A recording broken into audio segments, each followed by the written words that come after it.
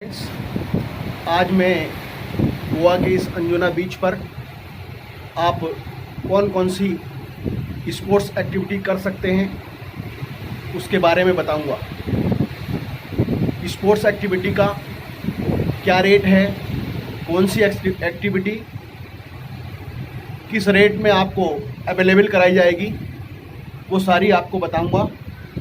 और मैंने जो एक्टिविटीज़ की हैं उसकी क्लिप भी आपको दिखाऊंगा। मैं आपको बता दूं, अगर आप अंजुना बीच आते हैं और यहाँ पर आप स्पोर्ट्स एक्टिविटी करना चाहते हैं तो यहाँ 3-4 एक्टिविटी अवेलेबल हैं, जैसे जेट स्कीइंग, पैरासेलिंग और दूसरी एक्टिविटीज़ यहाँ पर अवेलेबल हैं। और अगर आप यहाँ पर आते हैं और आपको एक्टिविटीज़ करनी है तो आप जेट स्कीइंग के द्वारा आप पैरासेलिंग के लिए जाते हैं, उसका पर पर्सन चार्ज ये 1500 रुपये लेते हैं। और जब आप एक्टिविटी के लिए यहाँ से चले जाते हैं तो आपको वहाँ पर जाने के बाद अगर आपको डाइव लगाना है समुंदर में तो उसके चार्ज थोड़ा अलग लेते हैं, और आपको एक ऊंची हाइट पर जाना है तो उसके चार्ज अलग हैं। यानी कि 1500 रुपये पर पर्सन अगर आपने पे किए हैं तो 300 रुपये ऊंची हाइट पर जाने के लिए और 200 रुपये समुंदर में डिप लगाने के लिए अलग से लेते हैं। यानी कि करीब 2000 रुपये पर पर्सन लेते। हम चूँकि 2 लोग थे इसलिए हम से इन्होंने करीब 4000 रुपये पे किए हैं। लेकिन इस एक्टिविटी में मैं आपको बता दूं कि बहुत आनंद आता है, बहुत अच्छी एक्टिविटी है। पहले ये थाईलैंड वगैरह में ये एक्टिविटी होती थी, लेकिन हम बहुत सौभाग्यशाली हैं कि अब यहाँ अंजुना बीच पर यानी गोवा में ये सारी एक्टिविटीज़ होती हैं। और एक एक्टिविटीज़ होती है स्कूबा डाइविंग, जो अंजुना बीच पर तो अवेलेबल नहीं है, लेकिन मैं आपको बता दूं कि अगर आप बागा बीच जाते हैं या कोलंगुट बीच जाते हैं तो वो वहाँ पर आपको अवेलेबल हो जाएगी। लेकिन थोड़ा आपको ये ध्यान रखना होगा कि आप किस सीज़न में जाते हैं। अगर आप रेनी सीजन में जाते हैं तो स्पोर्ट्स एक्टिविटी बंद हो जाती है, लेकिन अगर आप रेनी सीजन से पहले यानी करीब जून के शुरुआत तक आप जाते हैं तो एक्टिविटी सारी चालू रहती है। लेकिन अगर आप जून के पहले हफ्ते के बाद आप जाएंगे तो ये एक्टिविटीज़ बंद हो जाएंगी। क्योंकि हम लोग यहाँ मई में आए हैं तो मई में यहाँ सारी एक्टिविटीज़ चल रही है। चूँकि यहाँ हालांकि अभी 1-2 दिन पहले बारिश भी हुई थी, लेकिन उसके बाद भी बारिश होने के बाद एक्टिविटी बंद हो गई। लेकिन जैसे ही बारिश ख़त्म हुई एक्टिविटी इन्होंने चालू रखी है। इसलिए मैं आपको बता दूँ कि आप अगर ये एक्टिविटीज़ करना चाहते हैं तो इस बात का ध्यान रखें कि आप किस सीज़न में आ रहे हैं। अगर आप रेनी सीजन के अलावा किसी भी टाइम यहाँ पर आते हैं, यानी रेनी सीजन का मतलब है कि जून के प्रथम सप्ताह में शुरू हो जाता है और करीब सितंबर लास्ट तक रहता है।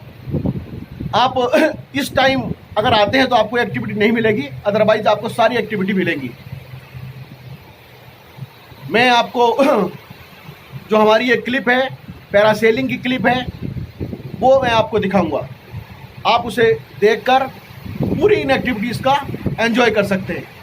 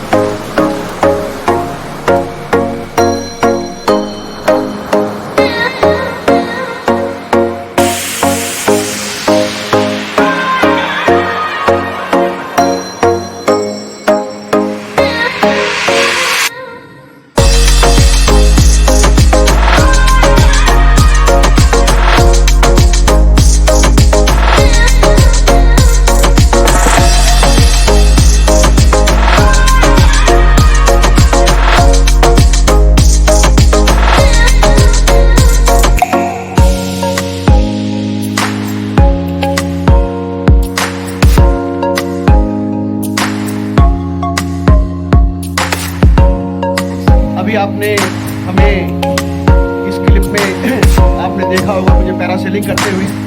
हम जेट स्कीम के द्वारा वहाँ उस बोर्ड पर पहुँचे जहाँ पे ये पैरासेलिंग शुरू होती है, और उसका ये जेट स्कीम का कोई चार्ज नहीं लेते। अगर वहाँ तक बोर्ड तक आपको पहुँचाते हैं जिनकी जिम्मेदारी है,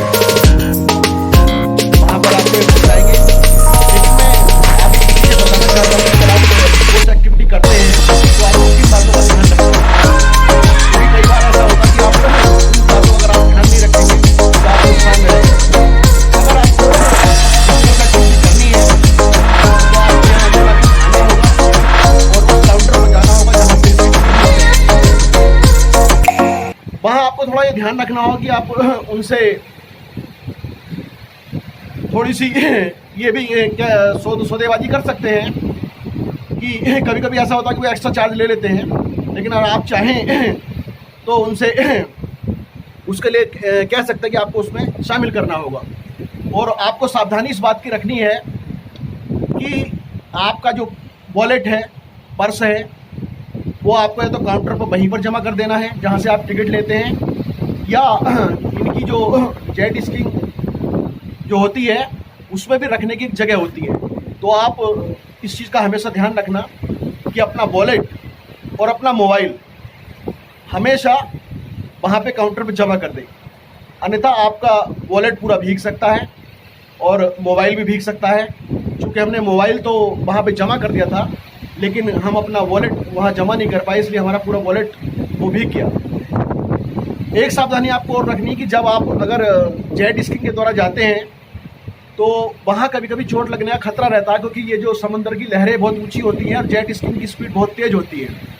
तो आपको ये ध्यान रखना है कि अगर मान लिया किसी बच्चे को साथ में ले रहे हैं तो आपका विशेष ध्यान रखना कि बच्चे के चोट ना आए, या आप खुद हैं तो आपको थोड़ी सावधानी वहाँ रखनी होगी कि आपके वहाँ चोट ना लगे, आप उसे सावधानी रखें। और इस चीज़ का आपको विशेष ध्यान रखना कि कभी कभी जो बीच में तक कुछ दलाल आ जाते हैं और वो आपके लिए कहते हैं कि हम आपको पैरासेलिंग कराएंगे, जेट स्कीइंग कराएंगे और स्कूबा डाइविंग कराएंगे, और आपसे वो जो है एक्स्ट्रा चार्ज ले लेते हैं।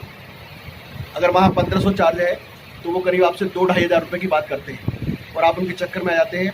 तो आप कभी भी उनके चक्कर में मत आइए। आपको जब भी अगर पैरासेलिंग करनी है या स्कूबा डाइविंग करनी है या कोई भी स्पोर्ट्स एक्टिविटी करनी है तो आप हमेशा उस काउंटर पर पहुँचें, वहाँ से टिकट लेंगे। बीच के जो ब्रोकर होते हैं उनसे किसी से भी आप बात ना करें। अगर हाँ आपको बात करनी है तो आपका जो होटल है, आप होटल के पर्सन से बात कर सकते हैं, वहाँ पे फ्रॉड होने का खतरा नहीं रहता। लेकिन आप जो अंजुना बीच पर लोग घूमते रहते हैं अक्सर, वो इसी चक्कर में रहते हैं, स्कैम करने के चक्कर में, तो आप उनके चक्कर में ना आए। और आप अंत में मैं यही कहूँगा कि आप इन सारी एक्टिविटीज़ का, स्कूबा डाइविंग हो, जेट स्कीइंग हो या पैरासेलिंग हो, उसका आप आनंद उठाएं और अपनी ज़िंदगी के एंजॉय करें। धन्यवाद।